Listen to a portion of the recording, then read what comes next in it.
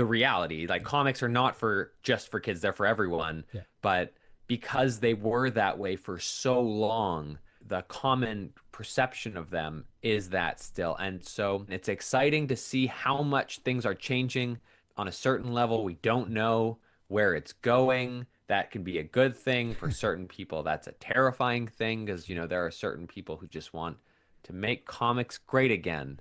But I think the more varied the stories we see, the more powerful it is. There will be more ways for people to connect, and the more people that are reading comics, the better, in my opinion.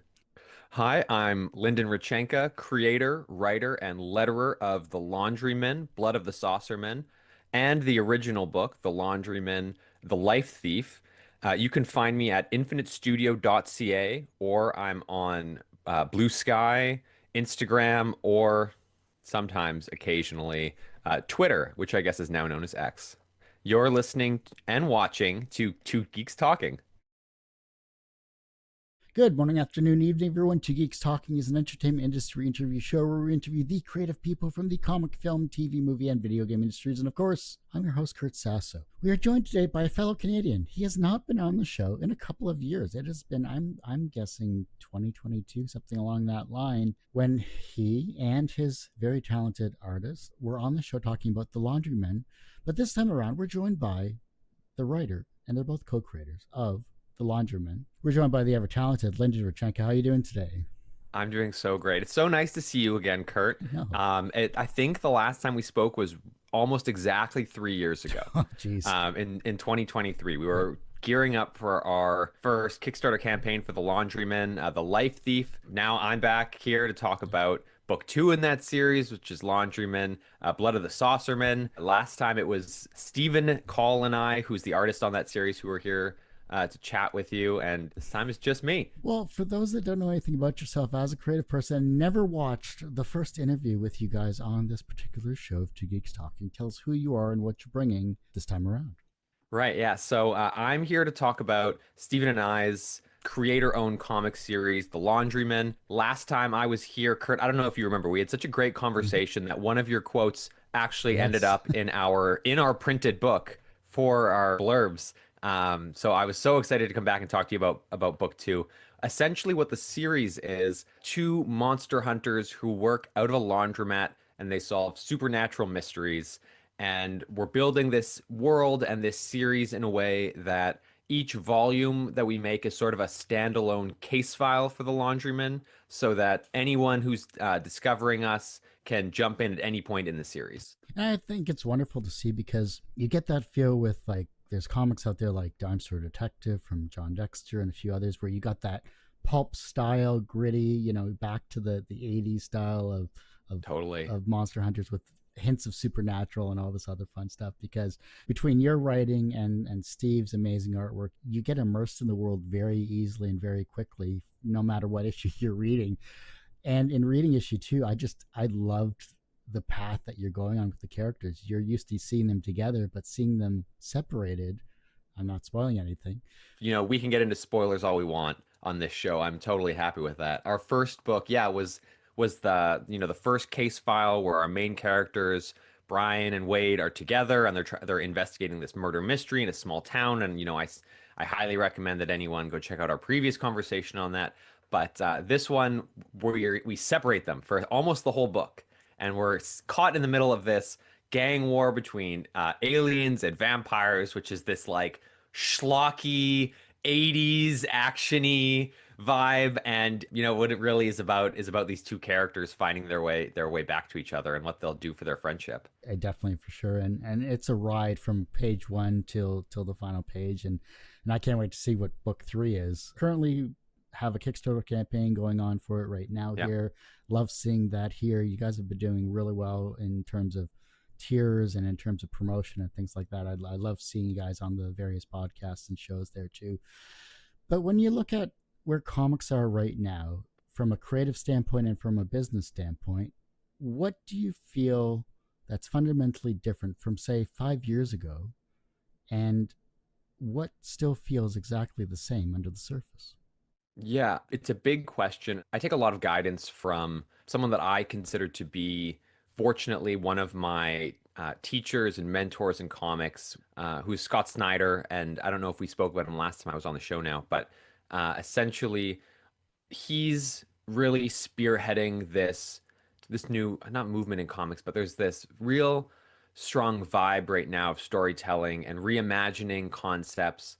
And a lot of it, the stories are bigger and they're more bombastic than ever. And there's really an effort towards giving readers as much value in their books as as you possibly can, and finding ways to excite people and talk about what's currently going on in the world in new and exciting ways. And we talk about the market and how much it's contracted in the last years. If we think 5 years ago, in 2021, we were in I would say, the second half of the pandemic. And for a long time there, what we were dealing with was lots of indie publishers that were growing and expanding quickly because there were people that were spending more money than ever before on recapturing their childhood, and um, all of the various streaming booms that were going on at that time, and sort of the IP gathering that was going on. And a lot of that's really faded in the last little while here. And so what we're left with is this like super concentrated competitive comics market. And it's really hard right now to break through. I've heard from colleagues of mine who are on Kickstarter that there's never been more comics on Kickstarter than there are right now. Kickstarter is one of the largest, if not the largest, publisher of comics in the last couple of years. And so it's a really exciting, scary, and difficult market. But Stephen and I have been working so hard on this book in the last 3 years, and I'm really just here to talk about what a great job he's done on this book and how amazing the art has turned out.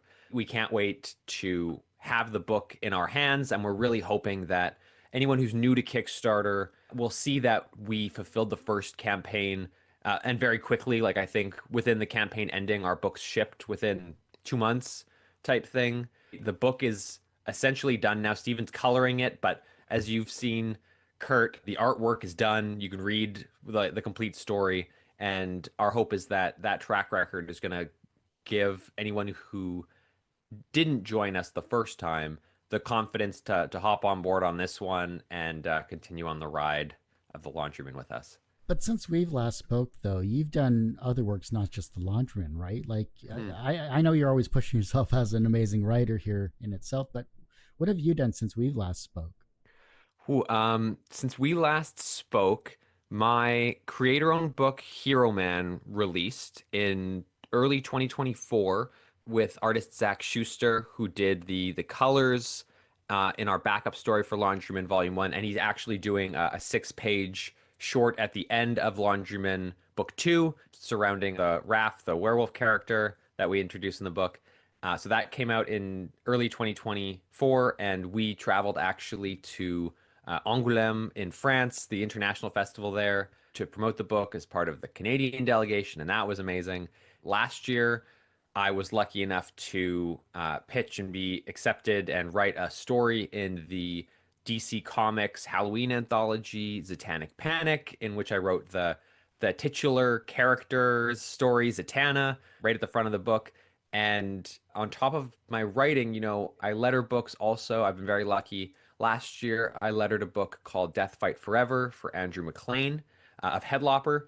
And that book is actually going to be published with Image. The first issue will actually be coming out later this month on February 18th.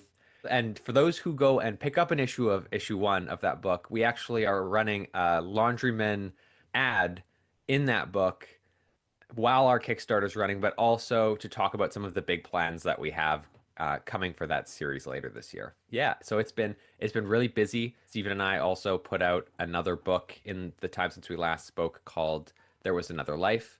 It's part 1 of 2. It's a sort of dystopian sci-fi. I call it The Last of Us meets Old Man Obi-Wan Kenobi. So Stephen and I have been busy, as well as working on the Laundryman and all these other sorts of projects that we've had going on.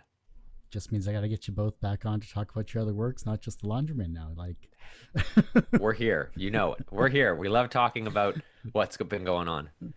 Talk about being inside that DC world for a second here, because that's usually a professional entity that not many people get to touch on.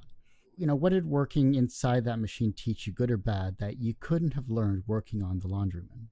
Working inside the DC machine it's something that anyone, I'm not going to say anyone, it's something that I have dreamed of for a number of years. When I look back on that piece, which is my first ever DC writing credit, I'm always amazed by how fast it felt like it happened, even though it I'd been trying to find that opportunity for a number of years, and I had been in touch with editors at DC Comics for a number of years. When the opportunity finally arrived in my inbox, it felt like from there everything happened at warp speed. I submitted 10 pitches and one was accepted. And then I wrote the script within 2 weeks, a week and a half. And then I sent it off to storied comics artist John McCrae. John has forgotten more about comics than I'm ever going to learn. And so when I sent my script off to him, it was very much with the caveat of like, John, this is what's in my head, but you're going to come up with something cooler than I can imagine. Please feel empowered to do that. Like, throw away my script if you want to. I will make it work after. It's amazing when it happens and how smooth from the inside it actually was. Everything ran on time. There were no delays. I was just trying to get out of the way, it felt like, and make this as easy as possible for everyone I was working with. But it's also incredible how quickly it goes by. The book hit stands in September.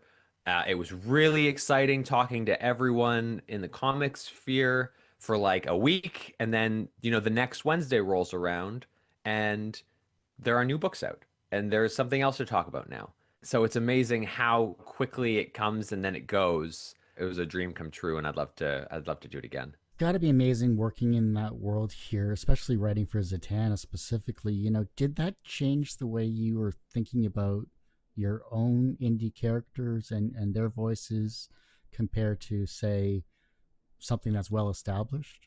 Yeah, I mean, it really makes you, or made me, reconsider the way that I build my stories, especially when you're dealing with a short comic in the DC universe. Like, things have to happen and they need to be meaningful, and you have to tell your story, and you have to both respect the history of the character while also bringing yourself to it.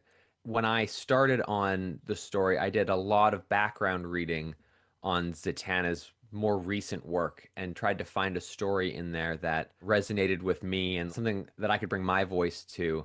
But when I think about my own indie work, I think that, there's a certain necessity when you're building a story in the indie space that you have to set things up in the way that you don't have to in a shared universe or an existing character. But I really think it imparted in me this need to get everything set up quickly and get right into the story and not worry about, overloading the reader too soon. I think there's a good balancing act there. I think that also really fits into that ethos we've been talking about how stories right now they have to strike a chord in the reader more than ever before right now if you're going to create something that lasts. I've seen the same thing when you're trying to tell a story in short reels and short content from, like, even based off of interviews that I've done. Totally. It can get to the point where it's like you have a 3 minute conversation or a 3 minute clip you're editing down to 30 seconds. How much of that message gets lost when it comes to what you're trying to convey in that short attention span window that we have, whether it's in a comic or whether it's, visually on your phone. Totally.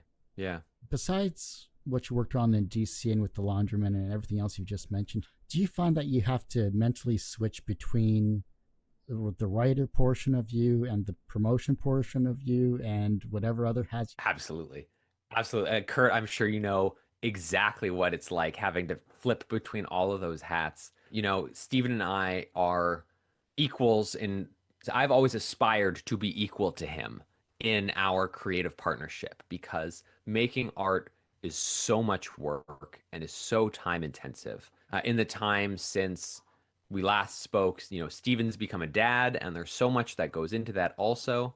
So I really try to take it upon myself to make his life as easy as I can. So, when I'm doing the writing, and then I'm doing the Kickstarter setup, and I'm, liaisoning with printers and with different publishers and editors, and trying to continue to help both of our careers to grow.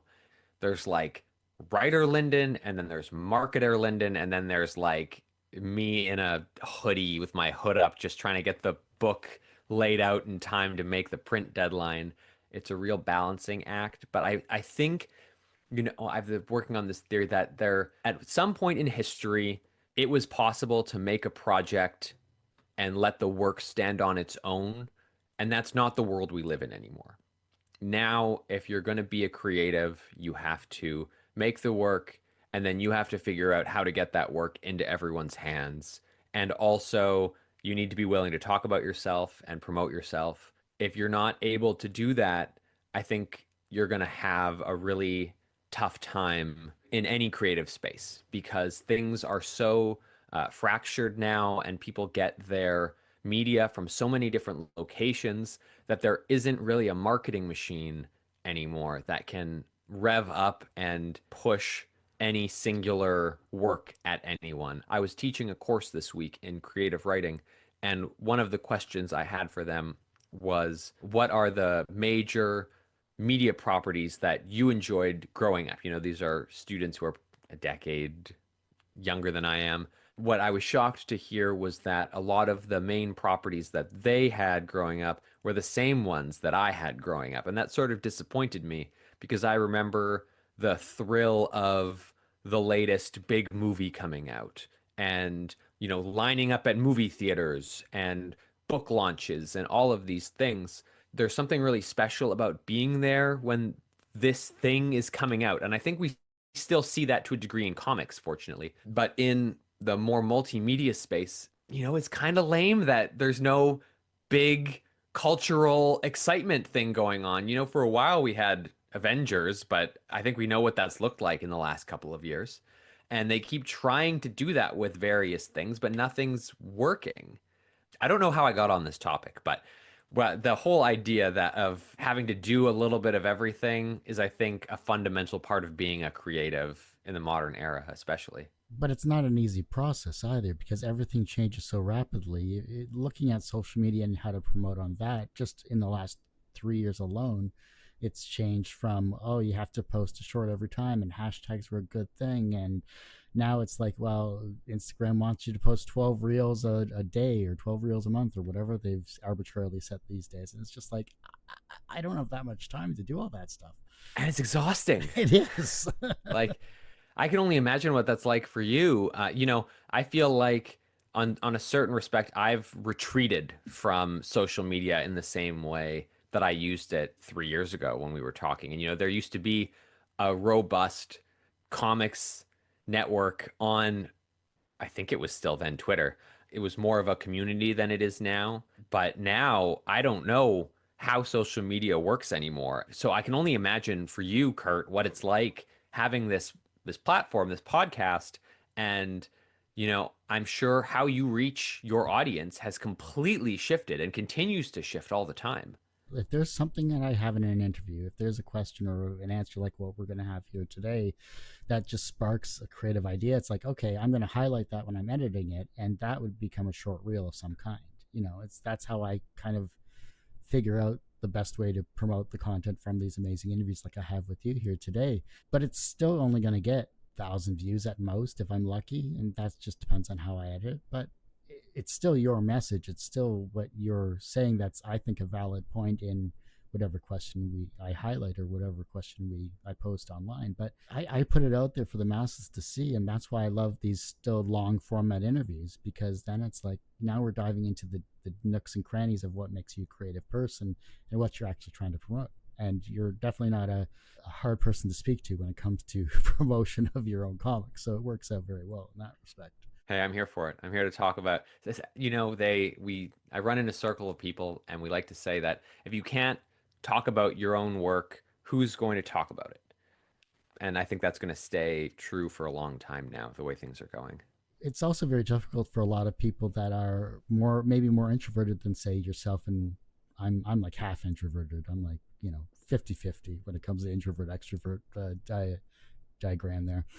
If you had to explain the state of comics in Yep. 2026 to a smart outsider, what's the one thing they'd find most surprising about how this industry works? Ooh, that's a really good question.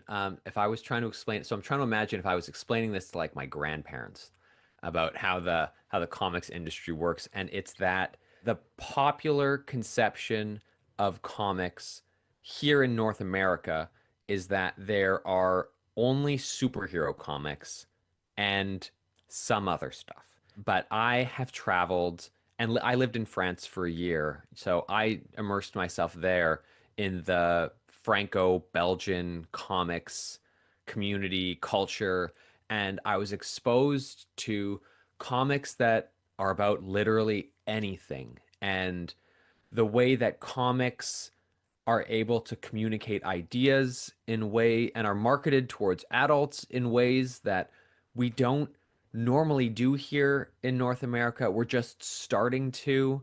And I almost think that that's out of a necessity because now comics are starting to compete with manga here, which is so popular that the comics landscape is rapidly evolving while also trying to find ways to reinvent the things that have always been popular. When we talk about like DC and the Absolute line or Marvel and the Ultimates line, those are those companies' attempts at refreshing their characters in ways that are more relevant now than they ever have been.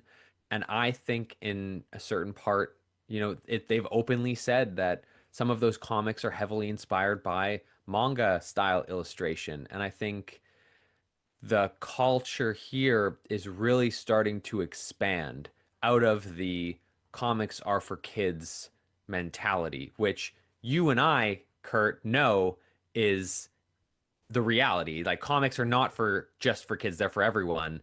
But because they were that way for so long, the common perception of them is that still. And so it's exciting to see how much things are changing on a certain level. We don't know where it's going. That can be a good thing for certain people. That's a terrifying thing because, there are certain people who just want to make comics great again.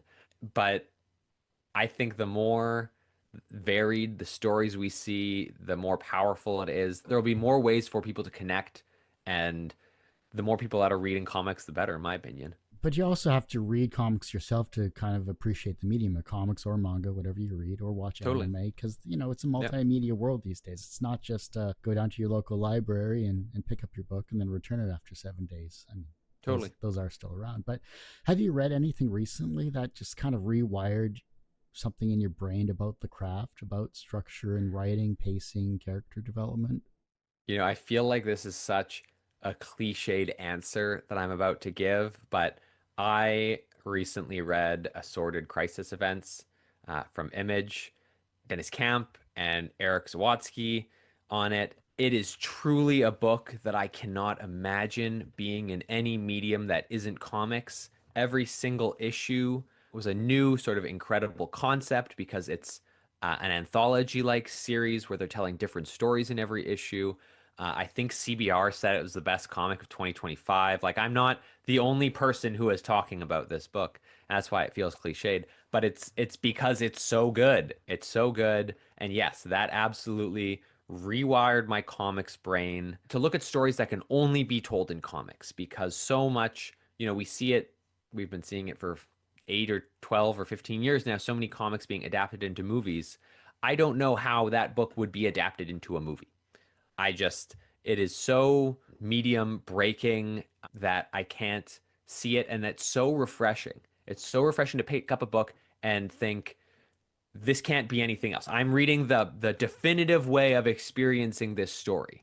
And I'm so excited to read, every issue that comes out now after sitting and catching up on the first 6 issues in the trade. Like it's just excellent. Excellently done. What about you, Kurt? What have you been reading lately? Besides Laundrymen book two, not much to be perfectly honest. I haven't had a chance to really read too much because I've been doing more TV and film stuff. So Mm. I've been stuck on sets, so I haven't been able to really do too much from a personal perspective. I read on my phone. I read a bunch of like manga and anime and things like that. So I have a huge list of stuff I just kind of flip through. A lot of isekai stuff, a lot of just fantasy, murum, martial arts style stuff. Like I'm all over the place. Whatever kind of catches my eye, so it's fun that way. But you mentioned lettering, and is that something you just started more recently, or it's something you've always done? So lettering's something that I've always done. It started off with Stephen and I's first book, Infinite Universe, which came out in 2018. For anyone who isn't, in depthly aware of, in the comics writing process, in the mainstream process, there's typically sort of a machine conveyor belt style construction of comics. The writer writes the script, gives it to the artist, who does the pencils, who gives it to the inker, who inks the page and gives it to the colorist, who colors the page and then gives it to the letterer. In indie comics, it's not that clean. And when Steven and I started our first book, I wrote the script, gave it to him to illustrate, which he penciled, inked, and colored those pages. Once I handed in the script, I sort of sat back and started twiddling my thumbs because what do I do now until the book is done? And I really want, respecting the amount of time that Stephen was putting into that book, decided that I wanted to be a larger contributor to our creative team. And so I decided I was going to learn to letter.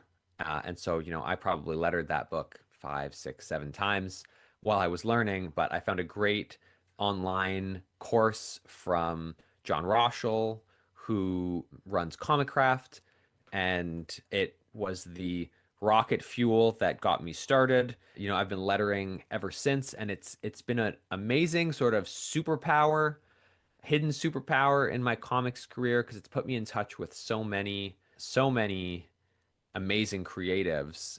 I mentioned Death Fight Forever with Andrew McLean. I did the preview issue of Arcbound that was written by Frank Thierry and Scott Snyder and Tom Hardy when it previewed at New York Comic Con a number of years ago with Ryan Smallwood on art.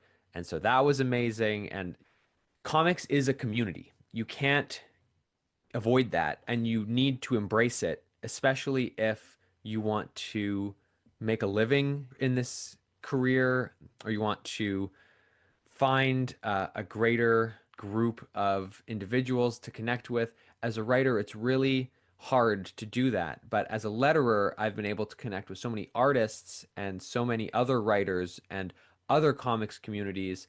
And it's really allowed me to grow the collaborators that I've had and the friends that I have in this industry. And I've been able to work with people in ways that I would never have been able to do if I was just writing. And, so much of lettering is also graphic design, and I have to learn book layouts. And it's really given me a greater appreciation for everything that goes into making comics and every step of that conveyor belt that we spoke about. And I genuinely think that being a letterer makes you a better writer because you have to visualize and conceptualize the amount of space that you're taking up. And I love being the last set of hands on a page because sometimes the script that I've written has become completely redundant by the art that's being handed to me. And so I can go in and I can cut lines and I can rearrange things and I can mess around with text in ways that you can't necessarily do as a writer. And it was if we're talking about what I learned from working at DC Comics, I didn't letter my own work there. And that was the right decision. We had an amazing letterer, Ariana, on it. It was different. It was actually the first time I'd ever written a comic where I didn't do my own lettering. And so what's known as the lettering pass, which is sort of the last hurrah that a writer gets to make changes once the art and the first lettering pass are done, was a new experience for me. And it was a lot more limiting than I'm used to in indie comics. So that was an amazing experience, but it also sort of reminded me of the magic power that the letterer has on a project. For all the writers out there, I highly recommend you learn at least the theory of lettering. Give it a try, even if it's not at a professional level. I think it's going to make anyone a better writer. And I was fortunate enough early in my career of lettering and writing to have met Ed Bryson, who wrote and lettered his own stuff for forever, and he was awesome too. I focus more on TV and film because that's just how my brain works. I enjoy watching and reading and seeing the process of being a creative person like yourself and working with a team and being collaborative. And film is very similar to that, but that can be edited to all hell. Yeah. For better or for worse. It really depends on your editor. But when you're scripting Wade and Brian ending up on opposite sides of this vampire alien conflict, what personal questions about loyalty, morality, or picking a side are you really poking at? Oh, that's how long do we have here for this? No. When I am scripting those two on the opposite sides, the fun thing about the Laundrymen is that they exist in what's sort of a morally gray area. They are not government workers. They are mercenaries for hire, but the characters themselves seem to have a moral compass, which is great. When I am talking about those two ending up on opposite sides and having to deal with the morality questions that go along with helping aliens or vampires, their first and ultimate goal is to help one another because they are friends and we help our friends. And then it comes down to the larger scope. In the Laundryman, Blood of the Saucerman, Brian is kidnapped by the mob who turn out to be aliens. And he thinks that the mob is bad because our perception of the mob is bad. But these aliens are under siege from vampires. This whole concept is so schlocky that the reader, the viewer just has to stick with me here for a minute. But the aliens hire him for a job, and Brian hates vampires for some mysterious reason that we explore throughout the book. It is a paying job. It's against a bigger enemy of his, so he takes the job. That's his moral compass in that situation. Wade, on the other hand, aligns himself with an organization who is more openly sort of dark and shadowy and evil looking, and those are vampires. And he does that because they seem to be his only path to finding his friend. He, on a certain level, compromises those values in the name of helping someone that he cares about. I look at that as something that is morally gray in a sense, but also morally right. I think what that book was for me on that sort of existential level was asking the question of how far would we go to help our friends? And everyone's answer to that is going to be different. But when it came from me personally, the people who are there for you are there for you. And we have to reciprocate that as people, or else we're not building community. Something my wife and I often say, and this is a much smaller scale than what Brian and Wade have to deal with, but the idea that to build a community means to experience inconvenience. And if we are not willing to inconvenience ourselves on occasion, we will end up alone in our homes scrolling short form videos until the end of time. I feel seen a little bit on that last comment, but I'm just saying. I'm not. It wasn't an attack, Oh Kurt. no, I support you. Your short form videos aren't trying to melt my brain. Oh, but no, that's very valid because I mean, we all have a group of friends, whether there are significant others or whether there are longtime friends we had for 20 plus years or whatever, whether you met them through gaming or whether you met them through whatever, that you always kind of gravitate back towards, whether you've been separated for 5, 10, 15 years or whatever. You kind of reconnect at your local Jose's or whatever it is and have a beer and kind of reminisce about the old days. But Totally. But it's good to see that you're able to take real life experiences from the morality side of things and put them into your work because that shows authenticity when it comes to being a writer. Well, I appreciate that. Yeah, I mean, I think if you can't put yourself into your writing, what are you doing? Yeah. It's that creative bug. Right. that we all have, whatever medium we're working in. And I kind of figured that out when I went back to school for visual arts and film. I had to learn to be creative from a fine art perspective, as well as photography, as well as TV and film as a producer. But you're working with so many different egos and personalities, that how do you filter through to make the one ultimate product you can Totally. to get it out to the masses, whether it's a cable access show that you had to stay up till 3 in the morning to edit, or in your case, creating an amazing comic for the masses to read. Like, Oh, we just got to get it out there for people to see. yeah, absolutely. I'm just Yeah, I trying to couldn't give you have said more that pull better. quotes for your second book. I'm just You're saying. trying to do this a second time. You're trying to get Exactly. back in there again. Yeah. Because I haven't screenshotted that entire the first pull quote from book 2 that I saw on page 2, by the way. I haven't screenshot and put that on my background whatsoever. No, it's Oh, you definitely should. You definitely should. You're, by all means, please do. It was a great quote. you opted for a conversational approach this time around, which is great. I don't mind it whatsoever, because it's free flowing, it's easy to go by, and it honestly makes editing a whole lot easier because I don't edit it.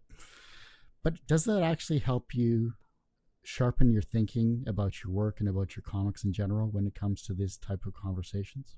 Yeah, absolutely. And I mean, if I'm talking too much at you, Kurt, I expect that you're gonna push back on me a little bit more. But as we said, to promote your work or to make something in the creative space, you need to promote your work as much as possible.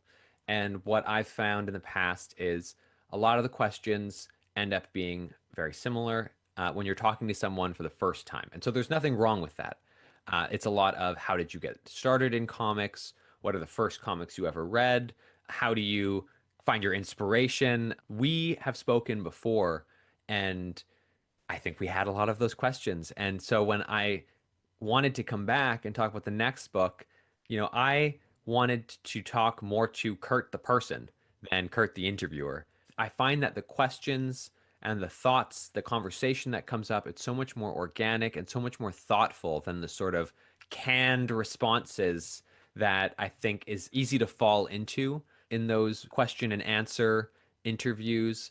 And so, yes, absolutely. Everything you said is true about it, but I think those make for the best conversations. And more importantly, for a listener or a viewer, I really hope I'm going to talk outside of me now because I'm awful at like pumping my own tires. But this idea that you really hope that when you listen to real conversations, that the viewer or the listener sees that they are talking to another person, or sees that they're listening to another person and finds a way to feel recognized, because that's all we're doing when we're making things, right? Is we're just I'm putting something out in the world and I'm saying, I hope you can see me and I hope you feel seen in this. And I think that's really what I don't know who I'm paraphrasing. I'm definitely paraphrasing someone when I say this, but isn't that what art is? It's being seen and trying to see other people. Just like any conversation you have with anyone,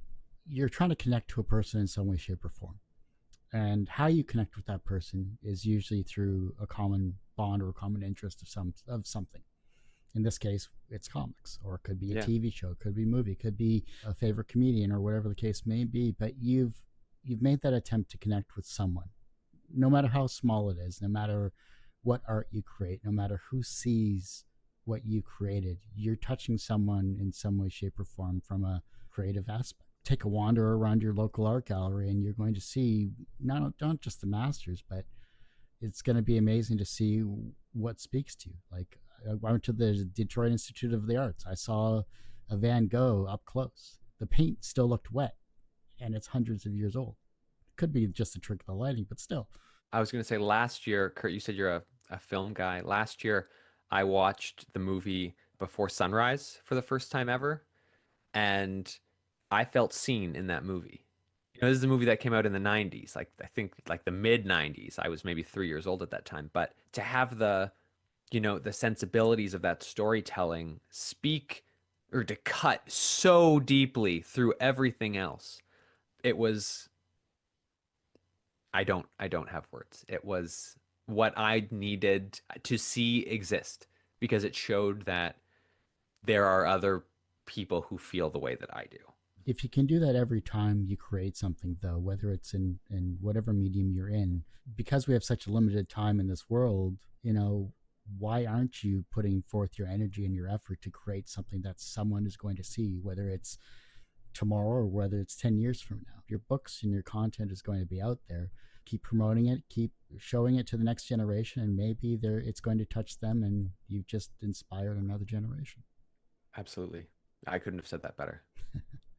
Well, this has been a wonderful conversation as always here, Lyndon, because you're just such an in-depth person when it comes to when we speak. Because I just love picking your brain. I love seeing the trajectory you're going, and I want to see more of you and Steve as well whenever he gets some time.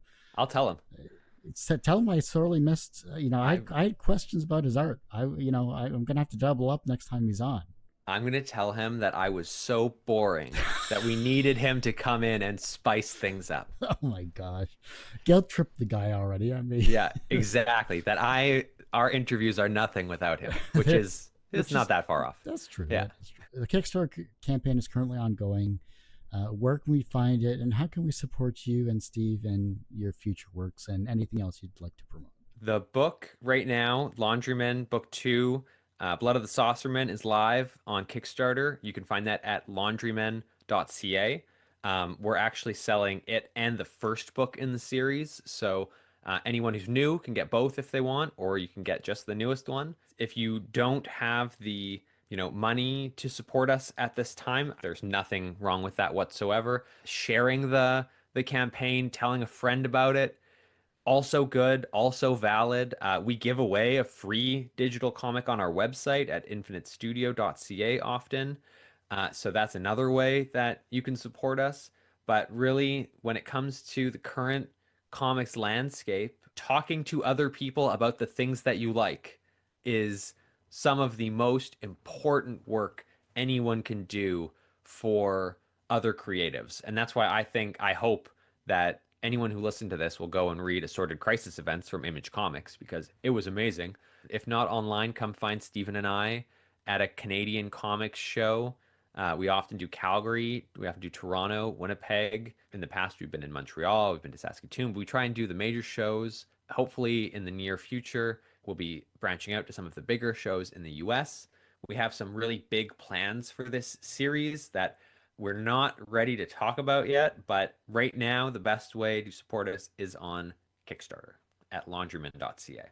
Well, like I said, that ends this particular episode of Two Geeks Talking. You could, of course, find this interview in 1,200 plus others because I've literally lost count in the past 18 years. You can, of course, find this interview and, of course, Steve and Lyndon's past interview from 3 years ago on our YouTube channel, youtube.com/TGT Media. The podcast you could find at any podcast platform you get the show at by searching 2TWO Geeks Talking. I'm on social media. Find me at Kurt Sasso or at Two Geeks Talking. And of course, as I say every week, everyone has a story to tell. It's up to me to help bring that out. Thanks for listening, watching on Two Geeks Talking.